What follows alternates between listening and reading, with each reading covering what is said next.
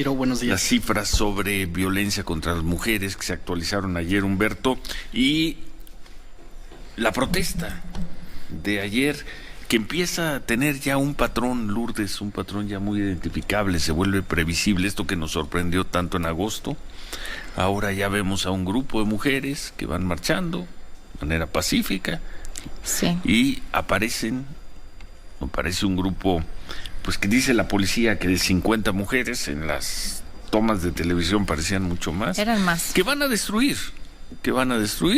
Policía formada por mujeres fundamentalmente, que algo logran contener, y creo que nos vamos a acostumbrar a esto. Destrucción de parabuses, de daño a algunos monumentos, comercios que se defienden como pueden, y acostumbrarse a este tipo de protestas. Ciro, porque ayer, esta convocatoria se dio por varios colectivos de mujeres feministas que ellas especificaron que este llamado era a realizar una marcha pacífica. Sin embargo, no descartaban que llegaran este grupo de mujeres que ellos sí llegan a violentar. Ayer específicamente se fueron contra los monumentos históricos que están sobre cómo Reforma. Le quitan el plástico ahí. Además van con sus tijeras, sus cuchillos. Es su manera de protestar, Ciro, eso. Y sí, yo creo que a ellas lo que les enojó también mucho fue que el gobierno quisiera proteger los monumentos históricos. Justamente decían que les gustaría hacer monumentos para que el Estado entonces sí las protegiera, que porque protege solo los monumentos y no a las mujeres. Ellas ya sabían que habían amanecido ayer estos monumentos que estaban a su paso del Ángel de la Independencia, sobre todo hasta antes de llegar a la Avenida Juárez. Estaban emplayados, los monumentos llegaron con cuchillos y era muy fácil quitar además este plástico, este emplaye que le pusieron. Luego pintaban y además muchas traían martillos para golpear los monumentos, y así iban avanzando. También se fueron contra todas las estaciones de Metrobús que le quedaban a su paso, y hasta entonces la policía solo los miraba. Las de Reforma. Y hasta entonces, Ciro, la policía, las mujeres policías que estaban participando en esta protesta, solo las miraban. Mujeres, ¿verdad? Solo mujeres al principio, aunque después sí llegaron hombres. Sí. Pero al principio solo las veían, y ya llegando casi para llegar a Juárez, a la Avenida Juárez, ahí ya las mujeres policías lo que empezaron a hacer fue colocarse en las estaciones de Metrobús para evitar que llegaran las otras mujeres y quebraran los vidrios de esta zona. Aquí al principio, las empezaron a ofender, les gritaban, les decían que se unieran a su lucha, que ellas también eran mujeres y que a ellas también las violaban.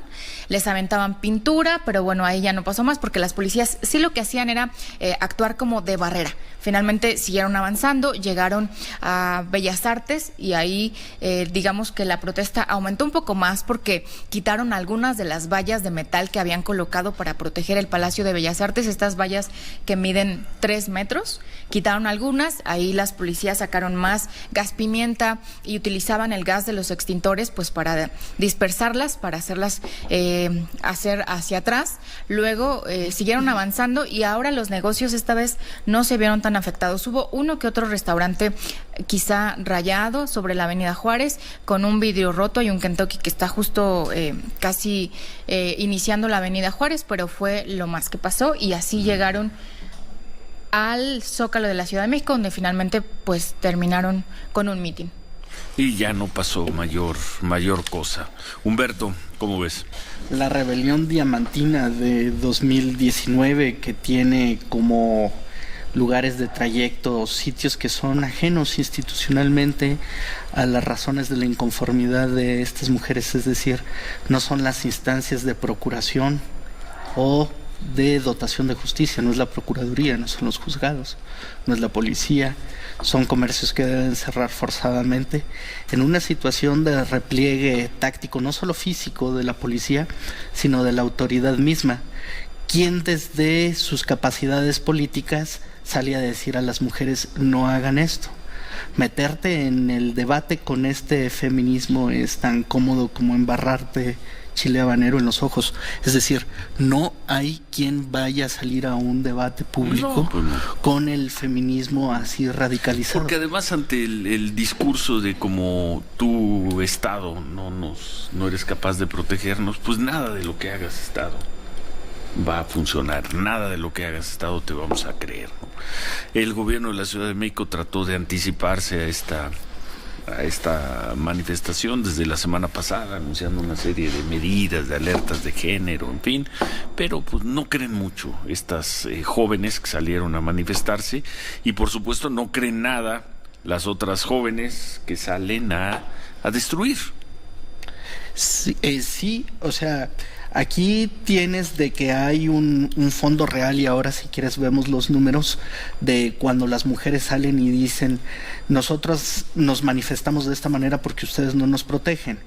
Eso puede tener alguna verdad, pero el daño que hacen no solamente es a un patrimonio que es del Estado, es también de la ciudad, de los ciudadanos, sí, de ellas mismas, pues, es decir, los monumentos dañados, ¿qué responsabilidad tienen en el devenir histórico del patriarcado impositivo y aplastante? Pero es el discurso de estamos furiosas, tenemos rabia, estamos cansadas, estamos hartas, llegamos al hartazgo, ¿no? Y por lo mismo tenemos derecho a protestar todo, a destruir todo lo que encontremos. En fin, queda como un estampo, porque creo que ya no habrá otra manifestación de aquí a fin de año. Pues queda por lo como pronto, la gran no. estampa de movilización. ¿Quién iba a decir? De movilización social de este primer año de la Cuarta Transformación. No fueron los padres de Ayotzinapa, no fueron los trabajadores, los campesinos más bien, los vimos en plantón alrededor de Cámara de Diputados, pero la protesta social, es esa imagen que está en pantalla. ¿Cómo la describes, Lourdes? Eso es en el monumento Cuauhtémoc, ¿no? A Cuitláhuac y a Colón fue donde entraron la primera vez estos monumentos que los habían protegido, además de haberlos emplayado con láminas de metal clavadas ahí en madera para que no entraran y no vandalizaran. Sin embargo, bueno, aquí lo lograron, y una vez que entraron, pues después de rayar, le prendieron fuego ahí a las estatuas que están en este monumento a Cuitláhuac. Eso fue lo que hicieron aquí. Estuvieron ahí, yo creo que más de 20 minutos realizando estas actividades. Después ya todas comienzan a decir que tienen que avanzar, seguir en este camino hacia el Zócalo.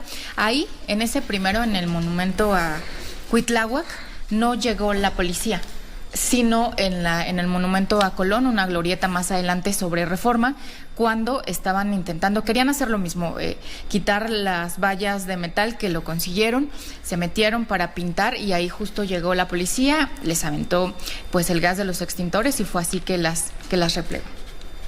Pues a diferencia del movimiento feminista que le precede y que conceptualiza de manera brillante y rotunda el feminicidio, por ejemplo, este es un movimiento que parece más emocional que teórico, con pocas posibilidades de debatir en la inteligencia. Es más bien un grito. Vemos cómo derriban las vallas, y es un poco esto de con gran eficiencia. Como temes. Esas no son 50 mujeres, ¿eh? No, en esa imagen se veía. Ahí en el monumento a Cuauhtémoc, que es un centenar, o sea, no menos. Por lo menos, sí. No menos. O sea, como me agravias diciendo que te puedo dañar, entonces te daño. Es un poco el contrasentido de la manifestación. Le avientan fuego encendido con un aerosol a uno de los leones que custodian el monumento a Moctezuma. Como decía Lourdes, dañaron el de Cuitláhuac, señor de Iztapalapa, en la llegada de los españoles. O sea, hay cierto desprecio por la historia, ¿no? Había, yo creo que mucho más idea en Marta Lamas, en aquellas feministas. Bueno, a ver, vamos a pausa y concluimos esta recuperación de imágenes de la protesta de ayer y revisamos las cifras. Con mucho gusto. Las cifras terribles, eso sí. Eso es cierto. De violencia contra mujeres que se actualizaron ayer. Sí, señor.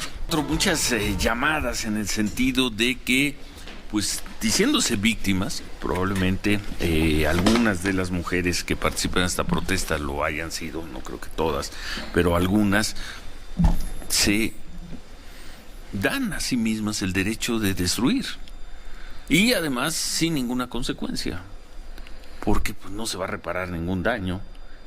Es impensable que algunas de estas mujeres las vayan a detener, suponiendo que haya habido un seguimiento de cámaras, de que puedan ubicar quiénes son.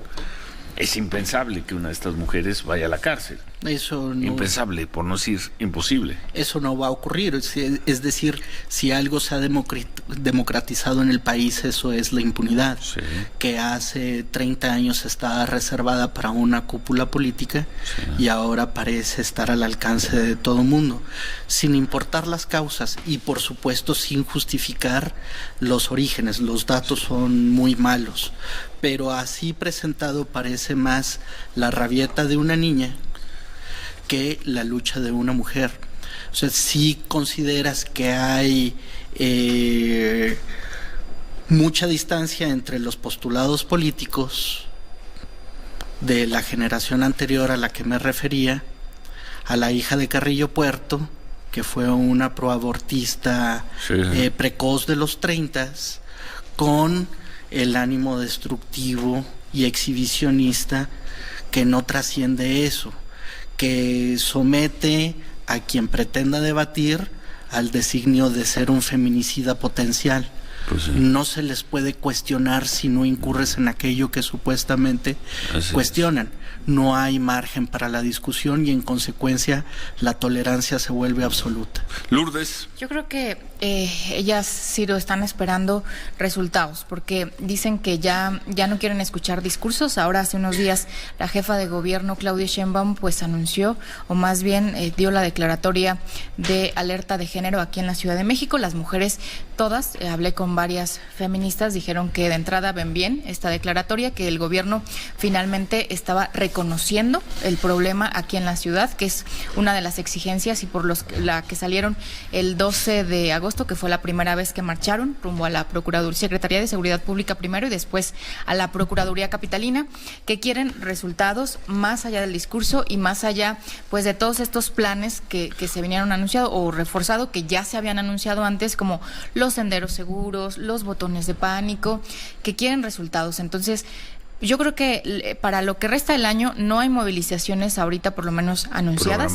programadas, pero ellas dicen que no se van a quedar en casa, van a seguir saliendo a las calles, van a seguir protestando de las diferentes maneras que protestan, ya lo hemos visto en cada marcha, hasta que no tengan resultados. Bueno, y las cifras son terribles, la realidad de la violencia es terrible.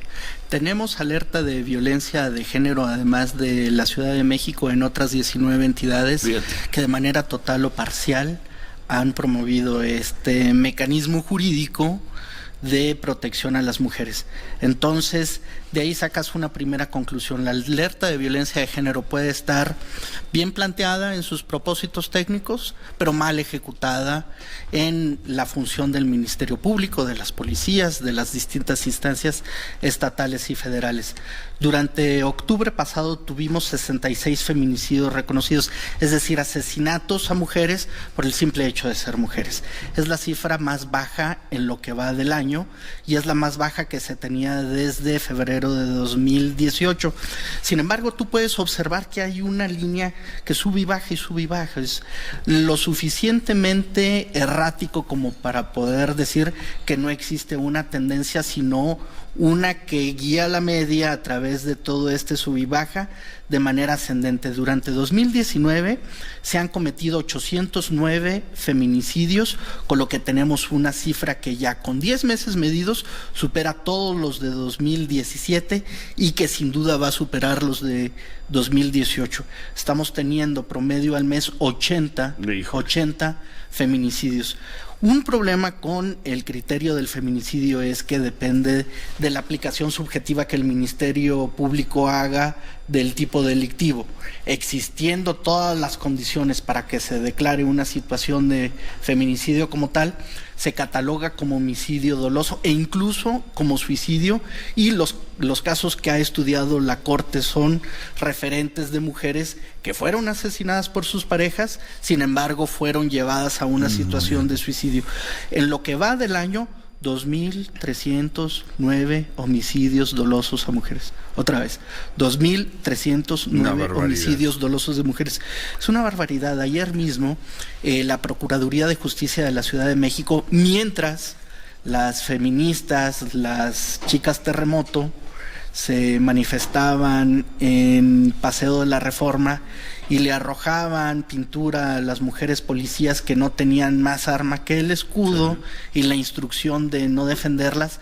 Mientras ocurría eso, la Procuraduría de Justicia de la Ciudad de México determinó abrir como feminicidio la carpeta de investigación relacionada con el asesinato de una mujer policía que había desaparecido en la delegación, en la alcaldía Tlalpan, y cuyo cadáver fue hallado en Xochimilco, que son alcaldías contiguas pero no necesariamente cercanas.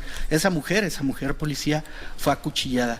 Es decir, el fondo persiste, la forma la estamos viendo. Lourdes.